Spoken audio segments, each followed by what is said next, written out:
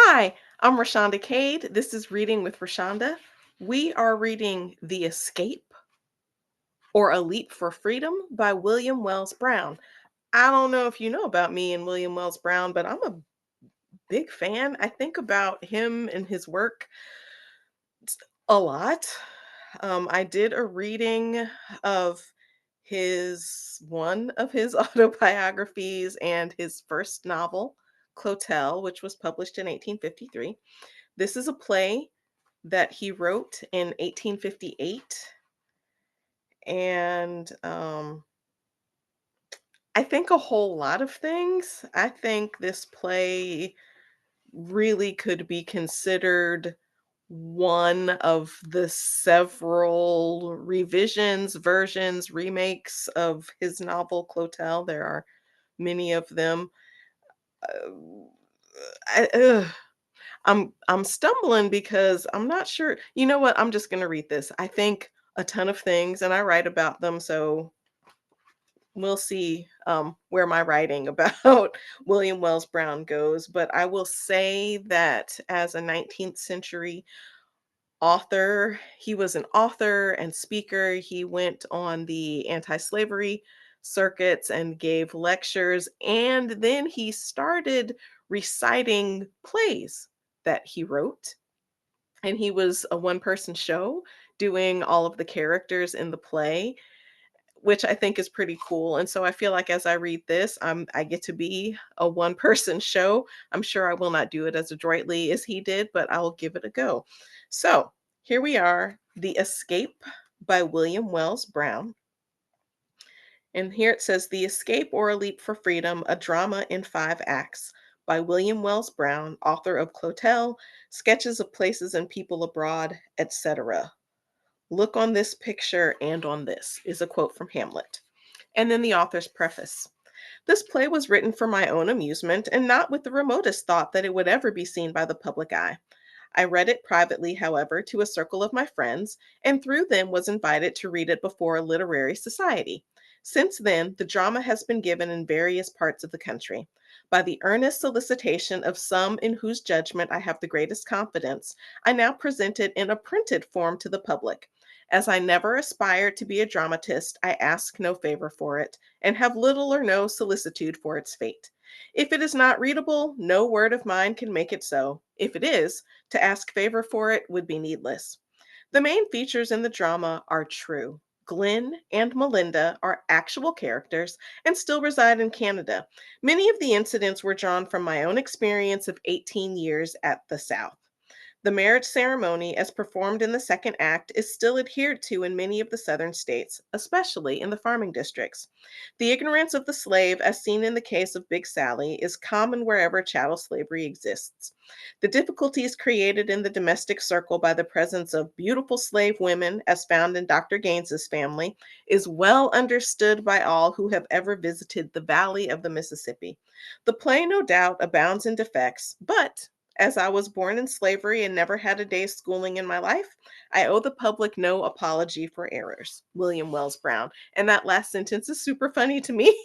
He's like, I've had this huge career being this literary person and being this speaker. And he's like, but I never went to school. So if you don't like it, that's on you, not me. Okay, love that. And let's get into it. Characters represented: Dr. Gaines, proprietor of the farm at Muddy Creek; Reverend John Pynchon, a clergyman; Dick Walker, a slave speculator; Mr. Wildmarsh, neighbor to Dr. Gaines; Major Moore, a friend of Dr. Gaines; Mr. White, a citizen of Massachusetts; Bill Jennings, a slave speculator; Jacob Scragg, overseer to Dr. Gaines; Mrs. Gaines, wife of Dr. Gaines; Mr. and Mrs. Neal and daughter, Quakers in Ohio; Thomas, Mr. Neal's hired man; Glenn, slave of Mr. Hamilton, brother-in-law of Dr. Gaines; Cato, Sam, Sampy, Melinda, Dolly, Susan, and Big Sally, slaves of Dr. Gaines; Pete, Ned, and Bill, slaves. officers, loungers, barkeeper, etc. And I am going to say that this reading uses words that were used in 1858 that are words that we do not use now. I am going to read what is written on the page. I am not going to stop and say in word. I am going to read what is written on the page. Please know that the instances of language that we would not use now existed in the books that were written then. So that's my little disclaimer. The Escape, Act 1, Scene 1, a sitting room. Mrs. Gaines looking at some drawings. Sampy, a white slave, stands behind the lady's chair. Enter Dr. Gaines. Dr. Gaines. Well, my dear, my practice is steadily increasing. I forgot to tell you that the neighbor Wyman engaged me yesterday as his family physician, and I hope that the fever and ague which is now taking hold of the people will give me more patience. I see by the New Orleans papers that the yellow fever is raging there to a fearful extent. Men of my profession are reaping a harvest in that section this year. I would that we could have a touch of the yellow fever here, for I think I could invent a medicine that would cure it. But the yellow fever is a luxury that we medical men in this climate can't expect to enjoy. Yet we may hope for the cholera. Mrs. Gaines. Yes, I would be glad to see it more sickly here, so that your business might prosper. But we are always unfortunate. Everybody here seems to be in good health, and I am afraid that they'll keep so. However, we must hope for the best. We must trust in the Lord. Providence may possibly send some disease amongst us for our benefit. Enter Cato. Cato. Mr. Campbell is at the door, massa. Dr. Gaines. Ask him in, Cato. Enter Mr. Enter Mr. Campbell. Dr. G. And it says Dr. G. Dr. G. Good morning, Mr. Campbell. Be seated. Mr. Campbell. Good morning, doctor. The same to you, Mrs. Gaines. Fine morning this. Mrs. Gaines. Yes, sir. Beautiful day. Mr. C. Well, doctor, I've come to engage you for my family physician. I am tired of Dr. Jones. I've lost another very valuable nigger under his treatment, and as my old mother used to say, change of pastures makes fat calves. Dr. G. I shall be most happy to become your doctor. Of course, you want me to attend your niggers as well as to your family. Mr. C. Certainly, sir. I have 23 servants. What will you charge me by the year? Dr. G. Of course, you'll do as my other patients do, send your servants to me when they are sick, if able to walk. Mr. C. Oh, yes, I always do that. Dr. G. Then I suppose I'll have to lump it and say $500 per annum. Mr. C. Well, then we'll consider that matter settled. And as two of the boys are sick, I'll send them over. So I'll bid you good day, doctor. I would be glad if you would come over sometime and bring Mrs. Gaines with you. Dr. G. Yes, I will. And shall be glad if you will pay us a visit and bring with you Mrs. Campbell. Come over and spend the day. Mr. C. I will. Good morning, doctor. Exit Mr. Campbell. Dr. G. There, my dear, what do you think of that? $500 more added to our income. That's patronage worth having. And I am glad to get all the Negroes I can doctor, for Cato is becoming very useful to me in the shop.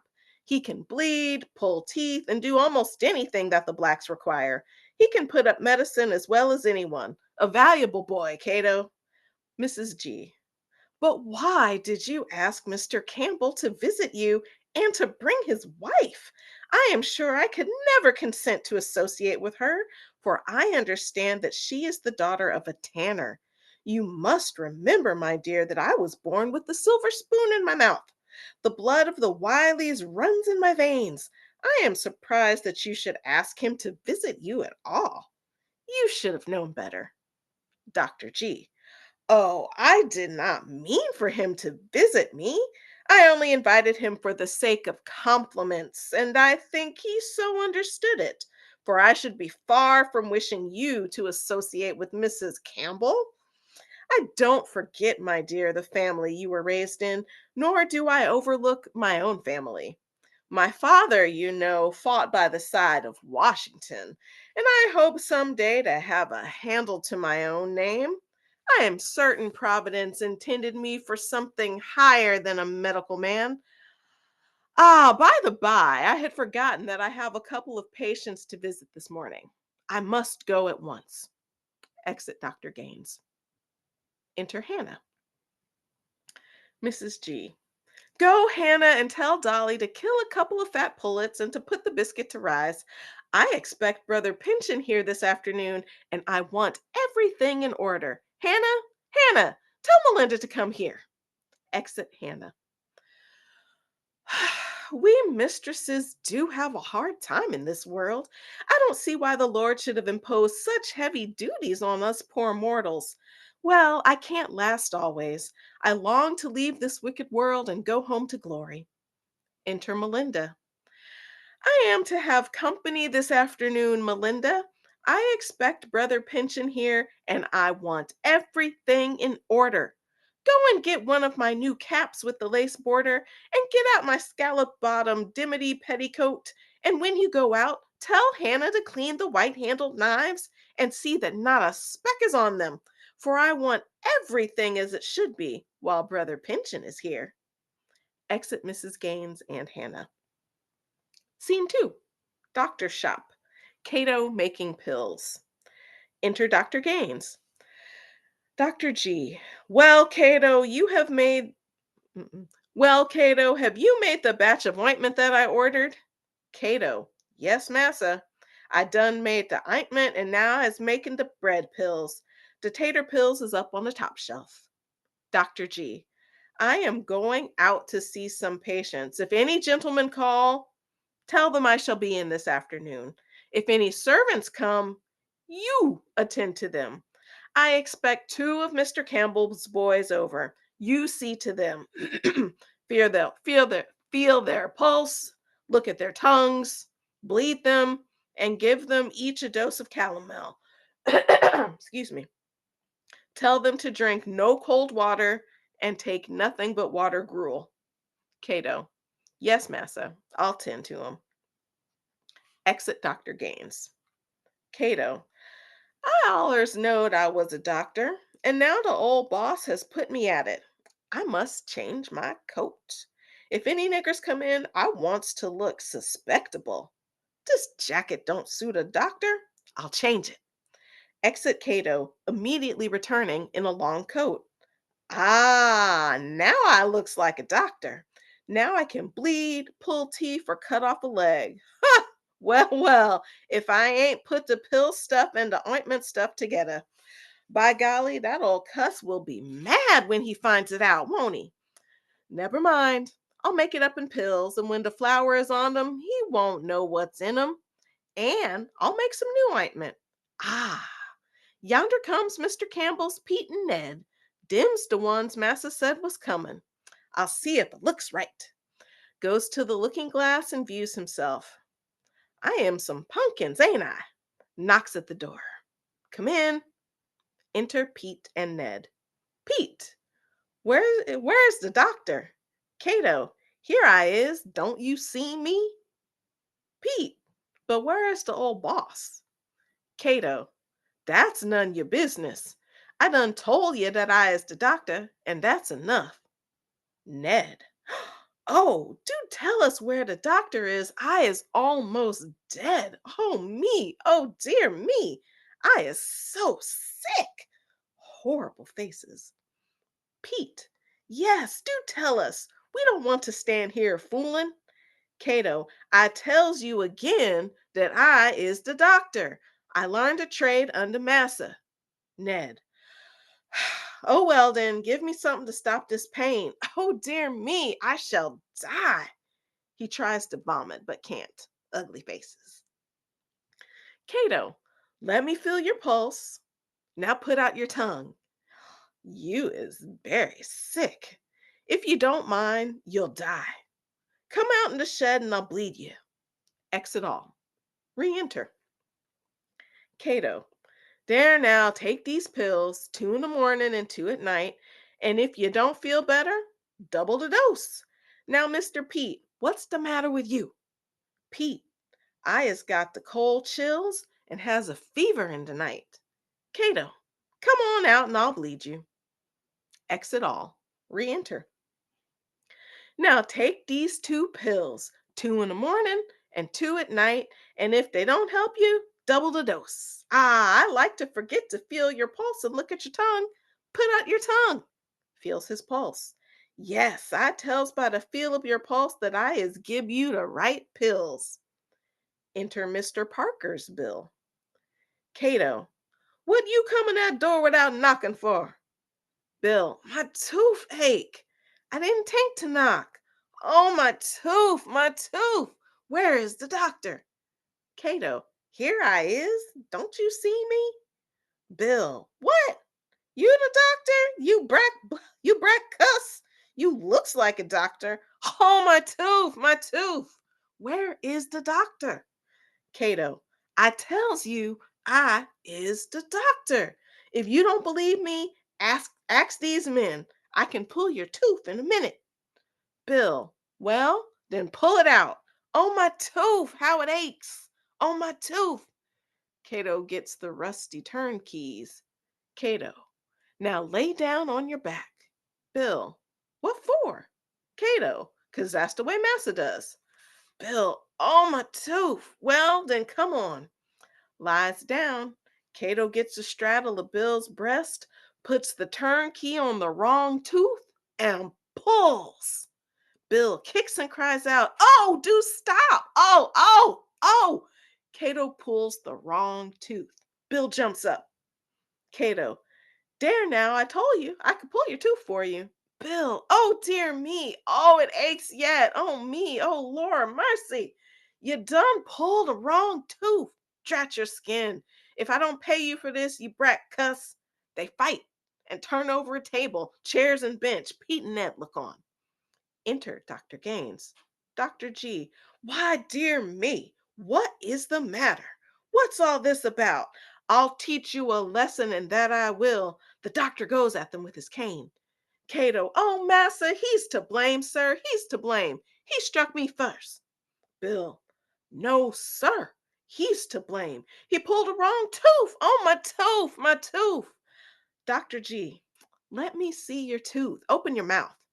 As I live, you've taken out the wrong tooth. I'm amazed. I'll whip you for this. I'll whip you well. You're a pretty doctor. Now lie down, Bill, and let him take out the right tooth. And if he makes a mistake this time, I'll cowhide him well. Lie down, Bill. Bill lies down, and Cato pulls the tooth. There now. Why didn't you do that in the first place? Cato. He wouldn't hold still, sir. Bill. He lies, sir. I did hold still. Dr. G. Now go home, boys. Go home. Exit Pete, Ned, and Bill. Dr. G. You've made a pretty muss of it in my absence. Look at the table. Never mind, Cato. I'll whip you well for this conduct of yours today. Go to work now and clear up the office. Exit Dr. Gaines. Cato, confound that nigger. I wish he was in Jenny. He bite my finger and scratch my face. But didn't I give it to him? Well, then, I reckon I did. He goes to the mirror and discovers that his coat is torn. Weeps. Oh, dear me, my coat is tore. That nigger has torn my coat. He gets angry and rushes about the room frantic. Cuss that nigger. If I could lay my hands on him, I'd tear him all to pieces. That I would. And the old boss hit me with his cane after that nigger tore my coat. By golly, I wants to fight somebody. If old massa should come in right now, I'd fight him. Rolls up his sleeves. Let 'em come now if they dare. Old massa or anybody else. I'm ready for 'em. Enter Dr. Gaines. Dr. G. What's all this noise here? Cato. Nothing, sir. Only just I is putting things to rights as you told me. I didn't hear any noise except the rats. Dr. G. Make haste and come in. I want you to go to town. Exit Dr. Gaines. Cato. By golly, the old boss liked to catch me that time, didn't he? Whoo, but wasn't I mad? When I is mad, nobody can do nothing with me. But here's my coat tore to pieces. Cuss that nigga. Weeps. Oh my coat. I'd rather he had broke my head than to torn my coat. Drat that nigga. If he ever comes here again, I'll pull out every tooth he's got in his head. That I will. Exit Cato.